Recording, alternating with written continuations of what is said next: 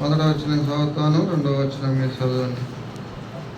యోనాతాను బట్టి నేను ఉపకారం చూపుటకు సౌలు కుటుంబంలో ఎవరైనా కలడాయని దావీదు అడిగెను. సేవకులకు సేవా అయినగా రాత్రి దావీదునంతకు పిలువనంపిడి. రాజు శివావు నీవే కదా అన్నగా అతని దాసిన నేనే సేవాను. రాజు యెహోవా నాకు దయ చూపినట్లుగా నేను ఉపకారం చేయుటకు సౌలు కుటుంబంలో ఎవడైనా ఒకడు శేషించున్నాడా అని అతను అడగగా సీబా యోనాతానుకు కుంటి కాళ్ళు గల కుమారుడు ఒకడున్నాడని రాజుతో మనం చేశాను ఉన్నాడని రాజు అడగగా సీబా చిత్రగించను. యోధాలో అమీయేలు కుమారుడు మాకీరించున్నాడని రాజుతో. అప్పుడు రాజైన దావీదు మనుషులను పంపి లోదేబారులో ఉన్న అమీయేలు కుమారుడు మాకీరింటి నుండి అతను రప్పించెను. కుమారుడైన యోతామునకు పుట్టిన మెషీబోషు దావీదునకు వచ్చి సాగిలపడి నమస్కారం చేయగా దావీదు మెషీబోషుని పిలిచినప్పుడు అతడు చిత్తము దాసునై నేనున్నానని. అందుకు దావీదు నీవు భయపడవద్దు, నీ తండ్రి అయిన యోనాతాను నిమిత్తము నిజముగా నేను నీకు ఉపకారం చూపి నీ పితరుడైన సౌలు భూమి అంతే నీకు మరలా ఇప్పిందను. మరియు నీవు సదాకాలం నా బల్ల ఎద్దనే భోజనం చేయదామని సెలవేయగా నమస్కరించి చచ్చిన కుక్క వంటి వాడనని నీవు దయచూపుటకు నీ దాసులకు నేను ఎంతటి వాడను అని. అప్పుడు రాజు సౌలు సేవకుడైన శిబాను పిలువనంపించి సౌలునకును అతని కుటుంబనకును కలిగిన సొత్తంతటి నీ యజమాని కుమారునికి నేను ఇప్పించి ఉన్నాను. ఇంకో మాట చదువుకున్నాం. కీర్తన 145:9. కీర్తనలు 145 9వ వచనాన్ని చదువుకున్నాం. 145 అందరం కలిసి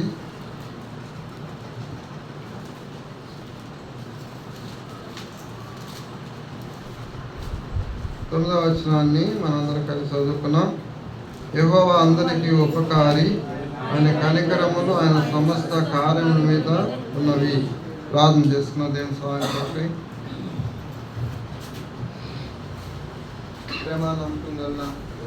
పరలోక తండ్రి, పరిశుద్ధ రాజా, ఘనమైన తండ్రికి వందనాలు స్తోత్రాలు చెల్లిస్తున్న ఉదయకాలం మీ సన్నిధిలో చేరి నేను స్తుతించి గణపరచుటకు మాకు ఇచ్చిన ధన్యత బట్టి వందనాలు. ప్రభా, చదవబడిన వాక్యాన్ని దీవించి ఆశీర్వదించి నా యోగ్య నా పాత్రని నన్ను జ్ఞాపకం చేసుకుని నీ శిలువ చాటు మరుగుపరిచి ప్రభా మాతో మాట్లాడుతున్నామని సన్నిధిలో ప్రార్థిస్తున్నాం. మత్తయి 10:20 ప్రకారం లోగా స్వార్థ 12 ప్రకారం మీరే మాట్లాడుతున్నామని మా తలంపుల ఆలోచనలు జ్ఞానం నీ కృప నాకు అనుగ్రహించమని సహాయపడుతున్నామని యావనంత నిమయంతో దీవెనకరంగా ఆశీర్వాదకరంగా జరిగిస్తున్నామని సమస్తం చేతికి అప్పగించుకుంటూ నన్ను నీ చేతికి అప్పగించుకుంటూ నీకే మహిమ ఘనత ప్రభావం కలిగినట్లు కృప చూపుతూ సహాయపడుతున్నామని మా ప్రభు మా రక్షణ మోచకుడైన యేసు ప్రభు నామములో అడిగి వేడుకొనిస్తున్నాం తండ్రి, ఆమేన్.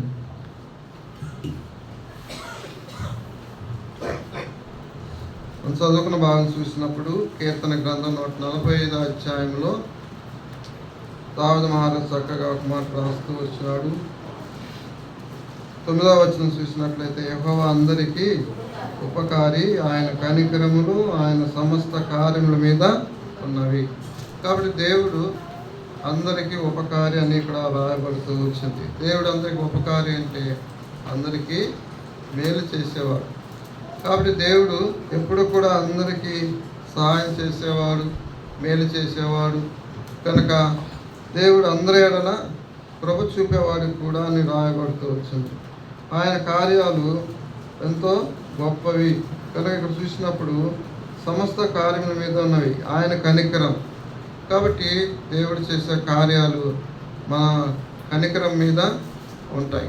కనుక కనికరం అంటే ఆయన జాలి, దయ, ఇవన్నీ కూడా దేవునికి ఉంటాయి. దేవుడు చేసే కార్యాల్లో జాలి ఉంటుంది, దయ ఉంటుంది, కనికరము ఉంటుంది. దాన్ని బట్టి దేవుడు మనలను కాపాడుతూ వస్తున్నాడు. కాబట్టి ఇక్కడ దావీదు మహారాజు అన్నాడు, చక్కని మాట అంటున్నాడు, యెహోవా అందరికీ ఉపకారి. కాబట్టి మేలు చేసే దేవుడు. దావీదు రాజు విషయంలో దేవుడు ఎంతగానో సహాయం చేస్తూ వచ్చినాడు. ఆ సందర్భాన్ని కూడా మనం జ్ఞాపకం చేసుకుంటే మనం చదువుకున్న భాగంలో ఆయన రెండవ సమయం గ్రంథంలో 9వ అధ్యాయంలో మనం చూడగలం. కాబట్టి ఇక్కడ దావీదు మహారాజు అంటున్నాడు, నేను ఉపకారం చూపుటకు సౌలు కుటుంబం ఎవరైనా కలడాయని దావీదు అడిగాను. కాబట్టి దావీదు రాజుకి దేవుడు చేసిన ఉపకారాన్ని బట్టి, మేలును బట్టి సౌలు కుటుంబంలో సహాయం చేయాలని, ఆయన ఉపకారం చేయాలని ఒక మంచి ఆలోచన కలిగి ఉంటున్నాడు. ఎందుకంటే సౌలు రాజు దావీదు మహారాజుకి శత్రువు అయినప్పటికీ, నష్టం కలిగి చేసినప్పటికీ యోనాతాను దావీదుతో ఆయన స్నేహం కలిగిన వాడుగా ఉంటున్నాడు. యోనాతాను దావీదుకి మేలు చేసిన వాడుగా ఉంటున్నాడు. అందుకే దావీదు అంటాడు, యోనాతాను హృదయము నా హృదయంతో కలిసి పోయినది అంటాడు. కనుక ఏకపరచబడినది వారిద్దరి హృదయాలు, ఒకరి ఆలోచనలు, ఒకరి భావాలు, ఒకరి యొక్క తలంపులు. వారు ఒకరికొకరు ఎంతగానో స్నేహం కలిగి ఒకరి ప్రాణమునకు ఒకరు వారు బాధ్యులుగా ఉంటూ వచ్చినారు. కనుక దావీదు మహారాజు శ్రమలో, కష్టంలో వచ్చినప్పుడు, సౌలు రాజు హింసిస్తున్నప్పుడు యోనాతాను సహాయపడుతూ వచ్చినాడు. దాన్ని బట్టి దావీదు మహారాజు అంటున్నాడు, యోనాతాను చనిపోయాడు, సౌలు రాజు చనిపోయారు, ఇంకా వారి కుటుంబానికి ఏదైనా సహాయం చేయాలని ఒక మంచి కార్యం, ఉపకారం చేయాలని ఒక ఆలోచన కలిగిన వాడుగా ఉంటూ వచ్చినాడు. కనుక అందుకే అంటున్నాడు, యోనాతాను బట్టి నేను ఉపకారం చూపుటకు సౌలు కుటుంబంలో ఎవడైనా కలడాయని దావీదు అడిగాను. కాబట్టి దావీదు అడుగుతున్నాడు, యోనాతాను కుటుంబంలో ఎవరైనా ఉన్నారా, వారికి మనం సహాయం చేయాలి, వారి సహాయం నేను ఎంతో పొందున్నాను, యోనాతాను నాకు ఎంతగానో ప్రాణ దానం చేసిన వాడుగా ఉంటున్నాడు అని విచారిస్తూ వచ్చినప్పుడు, కనుక విచారిస్తుంది ఎవరైనా ఉన్నారా అని. అప్పుడు సౌలు కుటుంబమునకు సేవకుడు సిబాయిని ఒకడు ఉండగా వారు అతను దావీదును అతను పిలువనంపిరి. రాజు సిబావు నీవే కదా అని అడుగా, అతని దాసుని నేనే సిబాను అనెను. రాజు యెహోవా నాకు దయ చూపినట్లుగా నేను ఉపకారం చేయుటకు సౌలు కుటుంబంలో ఎవడైనా ఒకడు శేషించినాడని అతని అడగగా, సిబా యోనాతానుకు కుంటి కాలు గల కుమారుడు ఒకడున్నాడని రాజుతో మనవి చేసెను. కాబట్టి రాజుతో చెబుతున్నాడు, యోనాతాను యొక్క కుమారుడు ఒకడున్నాడు, అతను కుంటివాడని తెలియజేస్తూ వచ్చినాడు. రాజుకి ఆ యొక్క సమాచారాన్ని ఇస్తూ వచ్చినాడు. 4వ వచనంలో చూసినప్పుడు అతడు ఎక్కడున్నాడని రాజు అడిగా, సిబా సిద్ధగించమతడు ఉదయబార్లో అమీయేలు కుమారుడు మాకీరు ఇంటున్నాడని రాజుతో అనెను. కాబట్టి ఇక్కడ చూసినప్పుడు ఈ యొక్క యోనాతాను కుమారుడు మెఫీబోషెత్ ఇక్కడ లేడు, ఆ యొక్క ఇజ్రాయెల్ దేశంలో లేడు, రాజనగరంలో లేడు, కనుక రాజు సమీపంలో లేడు, కానీ ఎక్కడో దూరంగా ఉంటూ వస్తున్నాడు ఎవరో దగ్గర.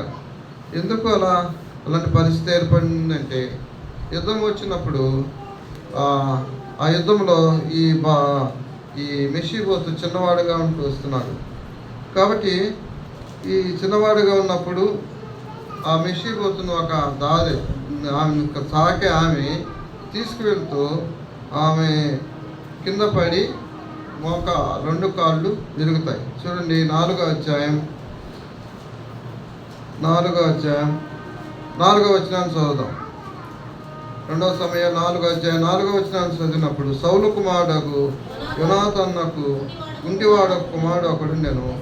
ఇజ్రాయేల్ నుండి సౌలును గురించి యోనాతాను గురించి వర్తమానం వచ్చినప్పుడు వాడు 5 ఏళ్ల వాడు.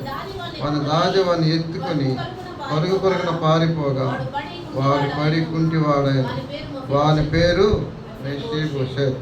కాబట్టి మెఫీబోషెత్ యోనాతాను కుమారుడు కుంటివాడు కాదు అంతకుముందు, కానీ ఆ యొక్క పరిస్థితులు బట్టి యుద్ధంలో పరిగెత్తుకుంటూ పాపం ఆమె మెఫీబోషెతును కాపాడుతున్న దాది కనుక ఆమె పరుగున వెళ్తూ పడి ఆయన కాళ్ళు పోయాయి.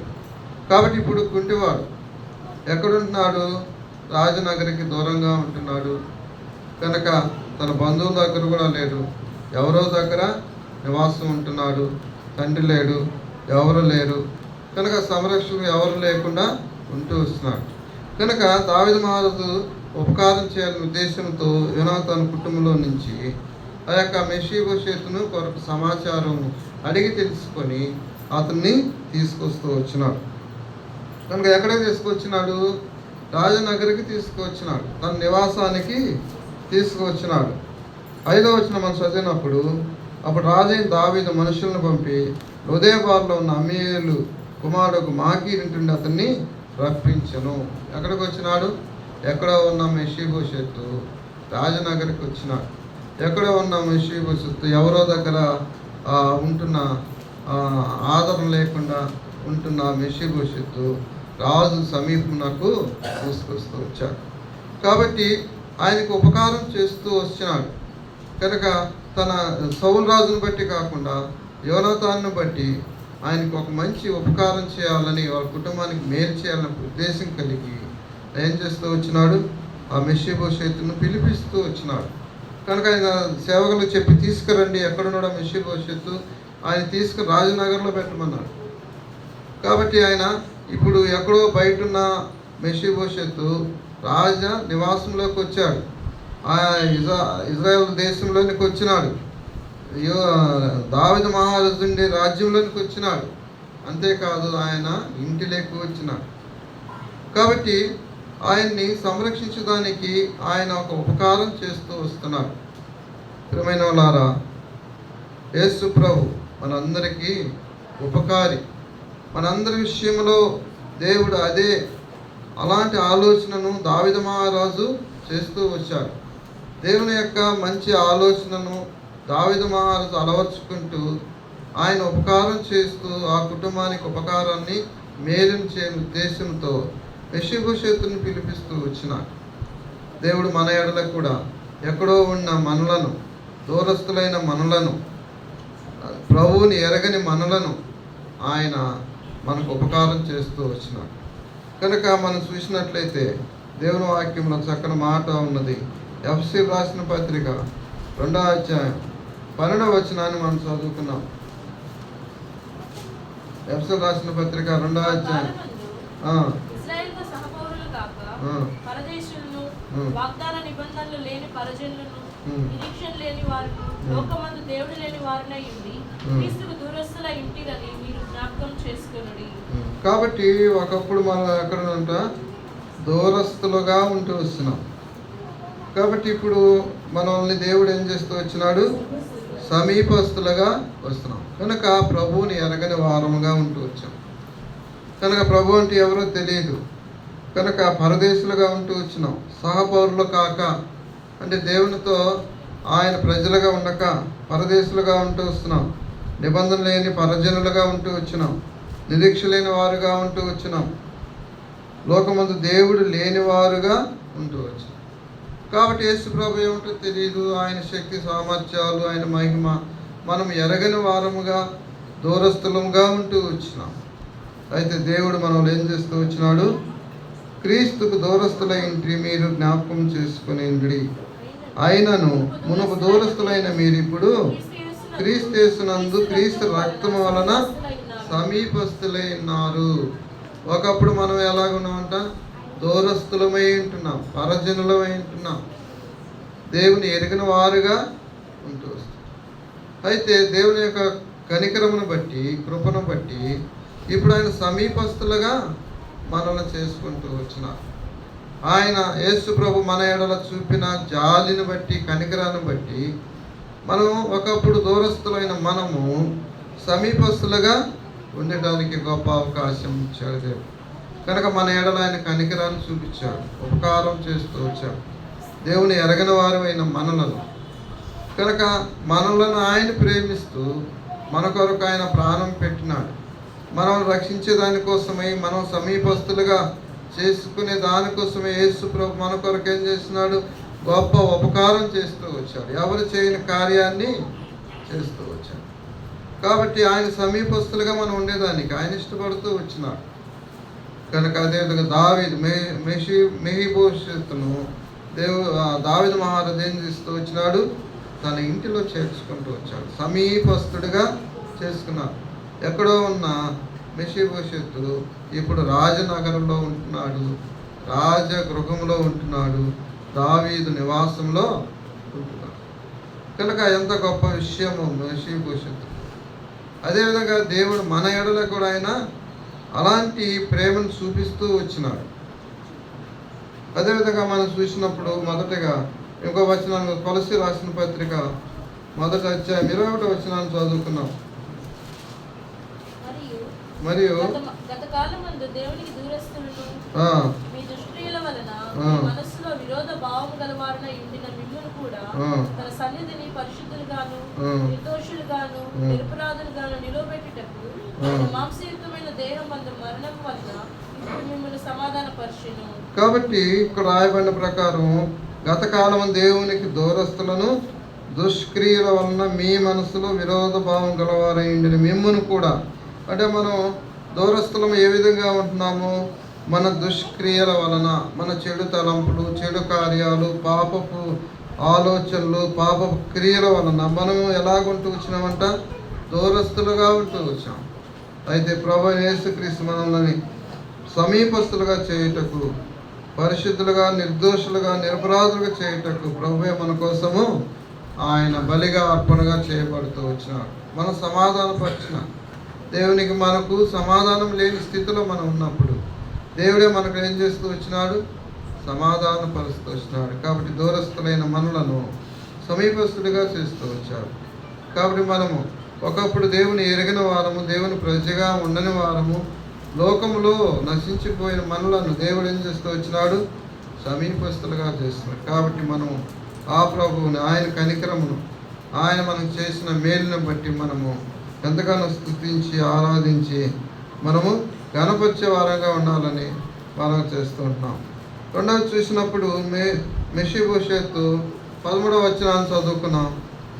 మెఫీబోషెతు యెరూషలేములో కాపురం ఉండి సదాకాలం రాజు బలైతో భోజనం చేశాను, అతని కాలు రెండును కుంటివి. మన ముందు 4వ వచనంలో చదువుకున్న విధంగా మెఫీబోషెతు ఎలాంటి వాడు? కుంటివాడు. కనుక రాజుకి ఏదైనా ఉపయోగకరమా ఆయనకి సహాయం చేయటంలో? రాజ్యానికి ఏమైనా ఉపయోగకరమా? తన సైన్యంలో ఏమైనా చేర్చుకోగలడా? లేకుంటే మెఫీబోషెతు వల్ల ఏదైనా సహాయము లేదా ఏదైనా పని ఇస్తే చేయగలడా? ఏ దానికి పనికిరాడు. కనుక ఆయన్ని మెఫీబోషెతుని తీసుకురావటం ఆయనకి భారమే కానీ ఆయనకు ఉపయోగం ఏమాత్రము లేదు. కానీ అలాంటి కుంటి కాళ్ళు ఆడైన మెఫీబోషెతును దావీదు మహారాజు ఏం చేస్తూ వచ్చాడు? తన ఇంటిలో చేర్చుకుంటూ వచ్చినాడు. కాబట్టి మన జీవితాల్లో కూడా మెఫీబోషెతు లాంటి మనము కుంటి వాళ్ళకు కాకపోయినప్పటికీ దేవునికి ఏమాత్రము ఉపయోగపడని వారము, దేవునికి నిష్ప్రయోజకులమైన మనలను దేవుడు ఏం చేస్తూ వచ్చినాడు? ఏర్పాటు చేసుకుంటూ వచ్చినాడు. చూడండి, 1వ కొరింథీ రాసిన పత్రిక 1వ అధ్యాయం 27వ వచనాన్ని మనం చదువుకున్నాం. 1 కొరింథీ రాసిన పత్రిక 1వ అధ్యాయం 20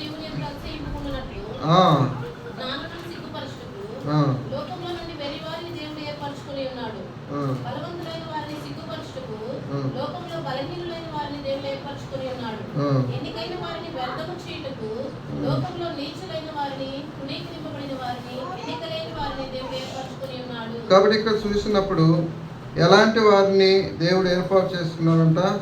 గొప్పవారిని, గనులను, జ్ఞానులను ఇక్కడ ఏర్పాటు చేసుకోలేదు. కానీ రాయబడిన ప్రకారము మనం బలహీనులైన వారిని ఎవరంట? మొదట 29వ వచనంలో చూసినప్పుడు అతిశయింపకు జ్ఞానులు, సిగ్గుపసు లోకములు వెర్రివారిని, బలహీనులైన వారిని, ఎన్నికలైన వారిని, నీచులైన వారిని, తృణీకరింపబడిన వారిని దేవుడు ఏర్పాటు. కనుక దేవుని దృష్టిలో మనము జ్ఞానులం కాదు, దేవుని దృష్టిలో మనం బలవంతులం కాదు, దేవుని దృష్టిలో దేవునికి ఉపయోగపడే వారం కూడా కాదు. కానీ దేవుడు అలాంటి వారిని, జ్ఞానులను, ధనవంతులను, బలవంతులను సిగ్గుపరిచే విధముగా బలహీనులైన నిన్ను నన్ను బలహీనులైన ఘటమని ఎరిగి దేవుడు మనకు సహాయం చేస్తూ వచ్చాడు. ఆయన కనికరం చొప్పున మనకు ఉపకారం చేస్తూ వచ్చినాడు. కాబట్టి దేవుడు మనకి ఎలాంటి వారిని ఎన్నుకుంటూ వచ్చినాడంట? ఎన్నిక లేని వారిని దేవుడు ఏర్పాటు చేసుకుంటూ వచ్చినాడు. కనుక మనం ఏమాత్రం దేవునికి ఉపయోగకరమైన వారం కాదు. అయినా దేవుని ప్రేమను బట్టి, కనికరం బట్టి ఆయన ఉపకారాన్ని మనకు ఇస్తూ వచ్చినాడు. ఉపకారం చేత మనల్ని రక్షిస్తూ వచ్చినాడు. కాబట్టి దేవుడు మనల్ని ఏర్పాటు చేసుకున్నాడు. కనుక మనకు గొప్పతనం కాదు కానీ, జ్ఞానం కాదు కానీ, ఏమాత్రము దేవునికి అవసరమైన వారం కూడా కాదు కానీ, దేవుడు అలాంటి వారిని మనలను ఏర్పాటు చేసుకున్నాడు. కాబట్టి దేవునికి మనం ఎంతగానో కృతజ్ఞత కలిగిన వారంగా మనం ఉండాలి. దేవుడు మనం ఎంతగానో స్తుతించాలి, గణపరచాలి. అందుకే దావీదు మహారాజు అంటాడు, 144 కీర్తన చూస్తే 144 కీర్తన 3వ వచనం,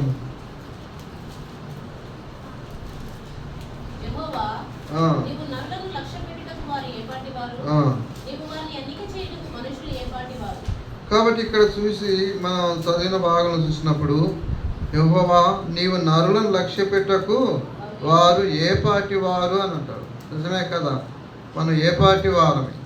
ఆయన అంటాడు, నేను ఏ పాటి వాడును, నీవు వారిని ఎన్నిక చేయుటకు మనుషులు ఏ పాటి వారు. అంటే మనం ఏమాత్రం కూడా లెక్కలో లేని వారంగా ఉంటూ వచ్చినాం. కనుక అంటే మనం పరిశుద్ధులం కాము, నీతిమంతులం కాము, దేవునికి ఇష్టమైన వారం కూడా కాము. అలాంటి వారమైన మనలను దేవుడు ఎన్నిక చేసుకుంటూ వచ్చినాడు. నిన్ను నన్ను ఏర్పాటు చేసుకుంటూ వచ్చినాడు. దేవుడు మన లక్ష్యం ఇస్తూ వచ్చినాడు.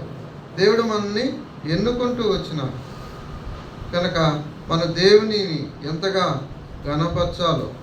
ఇంత గొప్ప దేవుడు, సర్వాధికారమైన దేవుడు, లోకంలో ఎంతో మంది ఉండగా మనలను ఏర్పాటు చేసుకుంటూ వచ్చాడు. మనల్ని దృష్టించినాడు, మనల్ని ప్రేమించినాడు, మన కొరకు ప్రాణం పెట్టినాడు. లోకంలో అందరి కొరకు దేవుడు ప్రాణం పెట్టాడు. కానీ ఏర్పాటు చేయటంలో మనము ఆయన దృష్టిలో ఉన్నందుకు మనం ఎంతో ధన్యులుగా మనం భావించాం. కనుక దేవుని మనం ఎంతగానో ఘనపరచాలి. అంతేకాకుండా ఎజ్రా గ్రంథంలో కూడా ఒక మాట ఉంది. ఎజ్రా గ్రంథంలో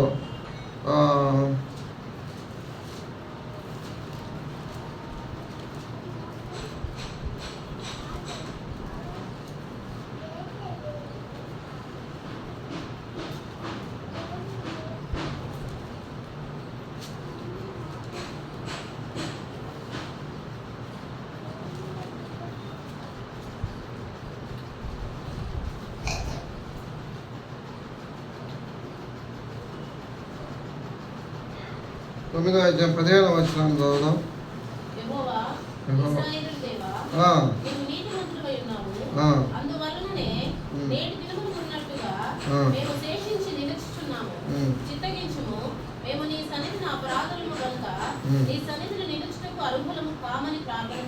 కనుక ఎజ్రా ప్రార్థన చేస్తున్నాడు, మేము నీ సన్నిధిని అపరాధులము కనుక నీ సన్నిధి నిలుచుటకు అర్హులము కాము అని ప్రార్థన చేస్తున్నాడు. కాబట్టి ఇంత గొప్ప ప్రవక్త ఏమని ప్రార్థన చేస్తున్నాడు? అయా మేము నీ సన్నిధిలో అర్హులము కాము, నీ సన్నిధికి వచ్చేదానికి యోగ్యులం కాము, నీ యొక్క సన్నిధానం నిలుచుటకు మాకు శక్తి చాలదు. అలాంటి ఆయన అంత గొప్ప ప్రవక్త అంటున్నాడు, ప్రార్థన చేస్తున్నాడు, నీ సన్నిధి నిలుచుటకు అర్హులము కామని. కనుక అంటే అయా నువ్వు నన్ను ఏర్పాటు చేసుకున్నావు, అర్హత లేని నాకు నీవు అర్హతనిచ్చినావు, ధన్యత లేని నాకు ధన్యతనిచ్చావని ఎజ్రా ప్రార్థన చేస్తున్నావు. నిజమే కదా, మన జీవితాల్లో కూడా ఆలోచిస్తే మనం ఏమాత్రం అర్హత లేని వారము. ఆయనని దేవుడు మనకు అంత గొప్ప భాగ్యాన్ని ఇచ్చాడు. ఆయన నామాన్ని ధరించేవారుగా, ఆయన కుమారుడుగా, లేదంటే ఆయన యొక్క స్వాస్థ్యముగా, దేవునితో సహా అనుభవం కలిగిన వారంగా ఉండుటకు, ఆయన పాలి భాగస్థులటకు, ఆయన రక్తంలో, ఆయన శరీరంలో మనము భుజించుటకు దేవుడు మనకు ఎంత గొప్ప ధన్యతను కలుగజేస్తూ వచ్చాడు. అంతేకాదు నిత్య జీవాన్ని ఇచ్చుటకు కూడా, ఆయన నిత్య జీవంలో మనం ప్రవేశించుటకు కూడా అర్హత లేని వారమైనప్పటికీ దేవుడు మనకు ఆ భాగ్యాన్ని కలుగజేస్తూ వచ్చాడు. కాబట్టి దేవుడిని మనం ఎంతగా ఆరాధించాలి, ఎంతగా స్తుతించాలి. కాబట్టి మెషీబోషెత్ ఇప్పుడు ఎక్కడ ఉంటున్నాడంటే రాజనగరంలో ఉంటున్నాడు, రాజు దగ్గర ఉంటున్నాడు, సమీపస్తుడిగా ఉంటున్నాడు. కనుక ఆయన రాజ్యంలో ఉంటూ రాజు దగ్గర ఉన్నట్టు ఎంత గొప్ప ధన్యత, ఎవరికి ఆ భాగ్యం జరుగుతుంది, ఎలాంటి వారికి జరుగుతుంది కదా. రాజుతో చాలా సమీపంగా ఉండాలని అందరూ ఆశపడతారు. నా మాట వినాలని, రాజు నా మాట ఆలకించాలని, రాజుతో సమీపంగా ఉండాలని ఎంతోమంది ఆశపడుతుంటారు, ప్రయాసపడుతుంటారు. కానీ ఏ అర్హత లేని మెషీబోషెత్ ఇప్పుడు ఎక్కడున్నాడు? రాజు ఇంటిలో ఉన్నాడు, రాజుతో సహవాసం కలిగి ఉంటున్నాడు. ఇంకా మనం చూసినప్పుడు 13వ వచనాన్ని మనం చదువుకున్నాం. మెషీబోషెత్ యెరూషలేములో కాపురం ఉండి సదాకాలం రాజు బల్ల యొద్ద భోజనము చేయుచుండెను. ఎక్కడున్నాడంట? రాజు బల్ల యొద్ద ఉంటున్నాడు. రాజు పూజించే భోజనాన్ని పూజిస్తున్నాడు. రాజు బల్ల యొద్దంటే ఎంత గొప్ప విషయం, ఎవరికి రాదు.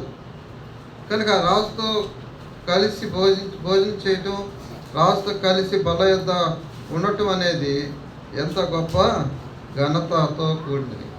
కనుక ఏమీ లేని ఈ మెషీబోషెతుకు, కుంటివాడైన మెషీబోషెత్ ఎక్కడున్నంట? రాజు బల్ల యొద్ద సదాకాలం అంట. ఒకరోజు కాదు, 2 రోజులు కాదు. మెషీబోషెత్ బ్రతికిన దినాలు రాజుతో సదాకాలం ఉంటాడంట. కనుక దేవుడు కూడా మనకు సదాకాలము ఉండేది. దేవుడు నీకు నాకు అలాంటి గొప్ప ధన్యతను ఇస్తూ వచ్చినాడు. చూడండి, కొలస్సీయులకు రాసిన పత్రిక 1వ అధ్యాయం 13వ వచనాల్లో మనం చూసినప్పుడు 1వ అధ్యాయం 13వ వచనం చదువుకున్నాం.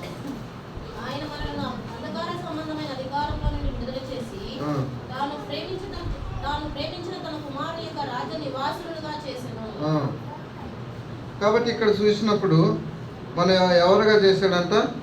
తాను ప్రేమించిన తన కుమారుని యొక్క రాజ్య నివాసులుగా చేశాను. కనుక దేవుడు మనల్ని కూడా అలాంటి ధన్యత ఇచ్చాడు. అలాంటి గొప్పగా మనం రాజు నివాసంలో చేరుస్తూ వచ్చాడు. మన ప్రభువులకు ప్రభు, రాజులకు రాజుగా ఉంటూ వస్తున్నాడు. సర్వాధికారం కలిగిన దేవుడు. అలాంటి దేవునితో నివాసం చేసేదానికి ఆయన మనకు ధన్యతను ఇచ్చినాడు. కాబట్టి తాను ప్రేమించిన తన కుమారుని యొక్క రాజ్య నివాసులనగా చేసిన ఆ కుమారుని మనకు విమోచనం అనగా పాప క్షమాపణ కలుగుతున్నది. కాబట్టి అంత గొప్ప ధన్యత రాజకుమారులుగా రాజ నివాసంలో నివసించేదానికి దేవుడు మనకు అనుగ్రహిస్తూ వచ్చాడు. చూడండి, కీర్తన గ్రంథం 48వ అధ్యాయం 14వ వచనంలో కూడా మాట ఉన్నది. కీర్తన గ్రంథం 48, 14వ వచనం.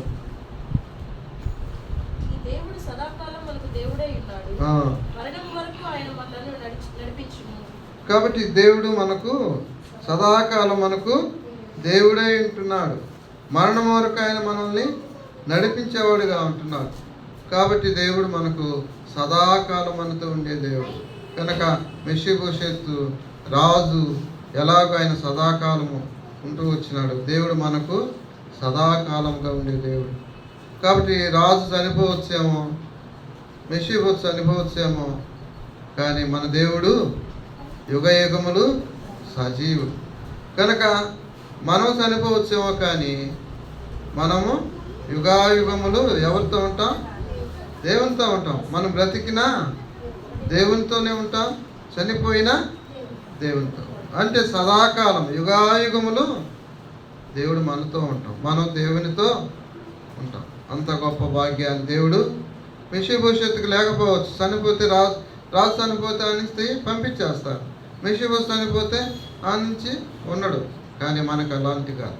దేవుడు మనకు ఎలాంటి గొప్ప, అంతకంటే ఆధిక్యమైన ఘనత మనకి ఇచ్చాడు. యుగాయుగములు దేవుడితో మనం ఉండే భాగ్యాన్ని మనకిచ్చాడు. అందుకన్నాడు దావీదు మహారాజు, నీ దేవుడు సదాకాలం మనకు దేవుడై ఉన్నాడు, మరణం వరకు ఆయన మనలను నడిపించు. కనుక మరణం వరకు మనం నడిపించే దేవుడుగా సదాకాలం మనతో, నీతో, మనతో ఉండే దేవుడు మన దేవుడు. కాబట్టి ఆయన ఈ దినం కూడా మనతో ఉంటూ వస్తున్నాడు, మనం సజీవులుగా చేస్తూ వచ్చినాడు. ఆయన మనం ఉదయ కాలంలో గణపరిచే వారంగా ఉండాలి. కాబట్టి ఇంకా మనం చూసినప్పుడు మత్తయి సువార్త 28వ అధ్యాయం 20వ వచనాన్ని చూస్తే, మత్తయి సువార్త 28వ అధ్యాయం. నేను మీకు ఆ. ఏ సంగతులను ఆజ్ఞాపించుదునో వాటన్నిటినీ గైకొనవలెనని వారికి బోధించుడి. ఇదిగో నేను యుగ సమాప్తి వరకు సదాకాలం మీతో కూడా ఉన్నానని వారితో చెప్పాను. కాబట్టి మరణం వరకే కాదు, కానీ ఇదిగో నేను యుగ సమాప్తి వరకు సదాకాలం నీతో కూడా ఉన్నవాడిని. అంటే యుగ సమాప్తి, ఈ యొక్క భూమి ఆకాశం నశించిపోయినా దేవుడు మనతోనే ఉంటాడు. కాబట్టి ఎన్ని నశించిపోయినా దేవుడు మనల్ని విడిచిపెట్టడు. నేను విడువను ఎడబాయనని సెలవిచ్చిన దేవుడు, నేను నీతోనే ఉంటానని సెలవిచ్చిన దేవుడు, సదాకాలము మనతో ఉండే దేవుడు. కాబట్టి అలాంటి గొప్ప దేవుడిని మనం కలిగి ఉన్నందుకు మనం ఎంతగా ఆయన్ని స్తుతించాలి, ఎంతగా ఆయన ఘనపరిచే వారముగా మనం ఉండాలి. అదే చూడండి, 2వ సమూయేలు పత్రిక 9వ అధ్యాయంలో కొంత భాగాన్ని మనం చూసుకున్నాం.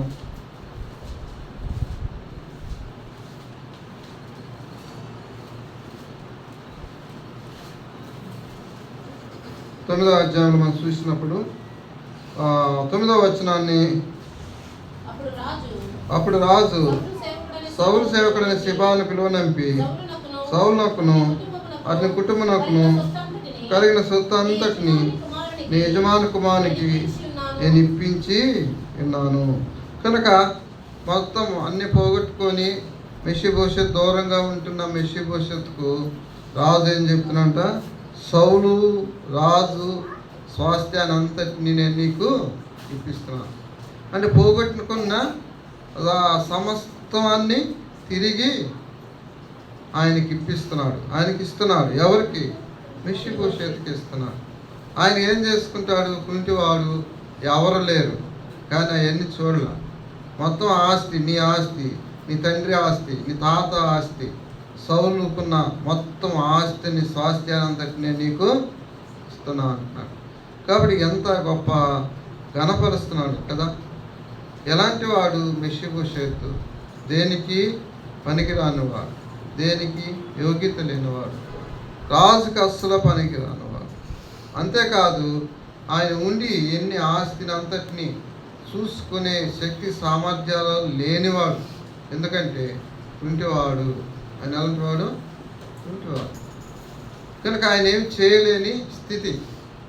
అలాంటి స్థితిలో ఉన్న ఆయనకి ఎంత గొప్ప ఘనత, దేవుడు ఎంతగా హెచ్చిస్తున్నాడు.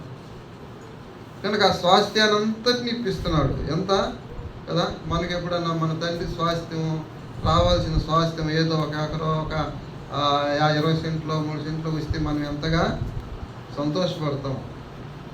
కానీ ఈ యూదే ఆస్తి అంట, సౌలు రాజు ఆస్తిని, యోనాతాను ఆస్తిని, స్వాస్థ్యాన్ని మొత్తము ఇచ్చేస్తున్నాడు. ఎంత ఔదార్యం కలిగిన వాడు దావీదు మహారాజు. ఎవరైనా ఇస్తారా? అంతగా ఇస్తారు. ఏదైనా సహాయం చేస్తారు, ఉపకారం చేస్తారు. ఎంత స్నేహితుడైనా కొంత ఉపకారం చేస్తారు, కొంచెం సహాయం చేస్తారు. కానీ ఇంత స్వాస్థ్యాన్ని ఇవ్వగల మనస్సు ఎక్కడి నుంచి వచ్చింది దావీదు మహారాజు అంటే అది దేవుని నుంచి వచ్చింది. ఈ రోజుల్లో అయితే ఇవ్వగలమా? దానికోసం పోట్లాడతాం. చాలా కుటుంబాల్లో పోట్లాడతాం. నాకు తెలిసిన కుటుంబాలు చాలా ఉన్నాయి, బంధువులు కూడా ఉన్నాయి. ఒక్క స్థలం కోసం ఇద్దరు అక్కాజీల్లో పలుకోరు. మా నాయన దాంట్లో ఆ నాయన చెప్పినాడు, ఏమ్మాయి నీకు పెద్దమ్మాయి చెప్పాడు, ఇది నీకేలే అన్నాడు. తల్లిదండ్రులు ఎలాంటి వాళ్ళంటే అన్నీ చూపెడతారు, అంటే క్లియర్గా చేయరు. ఇది నీకేలే అంటారు. ఆ అమ్మాయి నాకేలే అనుకోద్ది. వాళ్ళని చచ్చిపోయిన మాట నీకెందుకని ఇద్దరిదే అంటారు. దానికాడ మనస్పర్ధలు వచ్చి మాట్లాడుకోకుండా ఎంత బాధ కదా. ఎంత బాగా సఖ్యతగా పెరిగి పెద్దయ్యి పెళ్ళి చేసుకొని సుఖంగా ఉంటే ఆస్తి కల్పిస్తలకి టకామని విడిపోతారు, టకామని మాట్లాడుతారు. ఎంత ఘోరం అనిపిస్తుంది. విచిత్రమా లేకపోతే ఇది ఘోరమా? పైకి కలిసినప్పుడు మాట్లాడుకుంటారు, కానీ మనసులో అది అట్నే ఉంది, ఇంకా పంచుకోవాలి. కనుక దావీదు మహారాజు చూడండి ఎంత స్వాస్థ్యాన్ని ఆయనకి పంచేదానికి ఇస్తున్నాడు. కాబట్టి దావీదు మహారాజు యొక్క మనసు ఎంత గొప్పదో అనేది మనం ఎరగలం. కాబట్టి దేవుడు అందరికీ ఉపకారం. మన విషయంలో కూడా ఆయన అన్యాయం చేయలేదు. చూడండి, 1 పేతురు 2వ అధ్యాయం 9వ వచనం చదువుకున్నాం. 1 పేతురు 2వ అధ్యాయం 9వ వచనం.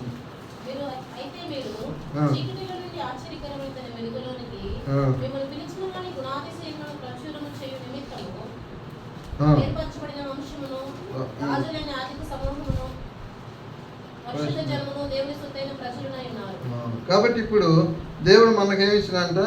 ఆయన స్వాస్థ్యాన్ని ఇస్తున్నాడు. ఎలాంటి గొప్ప స్వాస్థ్యం అంటే, రాజులైన యాజక సమూహమును, పరిశుద్ధ జనమును, దేవుని సొత్తైన ప్రజలై ఉన్నాము. మనం ఎవరంట? దేవుని ప్రజలు, ఆయన సొత్తైన ప్రజలై ఉన్నాం. ఎంత గొప్ప ధన్యత! ఆయన స్వాస్థ్యాలు మనకు అనుగ్రహిస్తున్నాడు. చూడండి, ఎఫ్సీ రాసిన పత్రిక 1:12 కూడా చదువు. ఎఫ్సీ రాసిన పత్రిక 1:12 వచనంలో,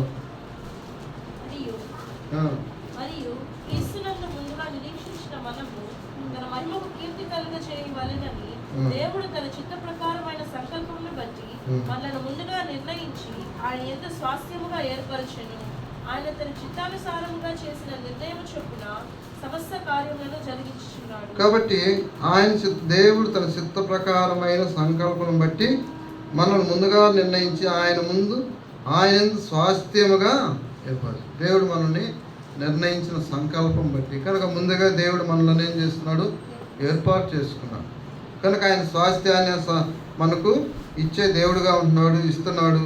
అంతేకాదు, రాజుల యాజక సమూహముగా, ఆయన ప్రజలుగా, సొత్తైన జనముగా చేస్తుంది. దేవుని సొత్తు మనం ఎవరో, అందుకే మనకు దేవుని వాక్యం రావింది, మీరు మీ సొత్తు కాదు, విలువ పెట్టి కొనబడ్డారు. మనం ఎవరు? దేవుని సొత్తైన ప్రజలే ఉన్నాం. చూడండి, కొలసీ రాసిన పత్రిక 3వ అధ్యాయం 23వ వచనంలో కూడా ఒక మాట ఉంది.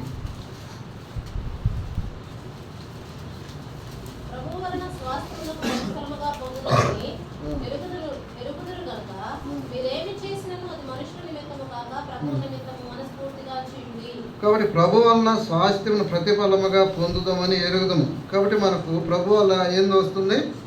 స్వాస్థ్యం ప్రతిఫలంగా ఇస్తున్నాడు. ఊరికే ఇట్లా దేవుడే మనల్ని పిలుచుకున్నాడు, దేవుడే మనల్ని ప్రేమించాడు, దేవుడే మన కోసం ప్రాణం పెట్టాడు. అంతేకాకుండా స్వాస్థ్యం కూడా పరలోక రాజ్యాన్ని ఇస్తున్నాడు, నిత్య జీవాన్ని మనకి ఇస్తున్నాడు. ఇంత ఉపకారి ఊరు ఉండరేమో బహుశా. సమస్తము మనకు దేవుడు ఇస్తున్నాడు. స్వస్థ ప్రతిఫలముగా ప్రభు వలన స్వాస్థ్యం ప్రతిఫలముగా మనం పొందుకుంటాము, ఎరిగి జీవించాలి. కాబట్టి దేవుడు మనకు అంత గొప్ప స్వాస్థ్యాన్ని ఇస్తూ వచ్చినాడు. చూడండి, కీర్తన గ్రంథం 33:12 వచనాన్ని మనం చదువుదాం. కీర్తన గ్రంథం 33:12 వచనాన్ని.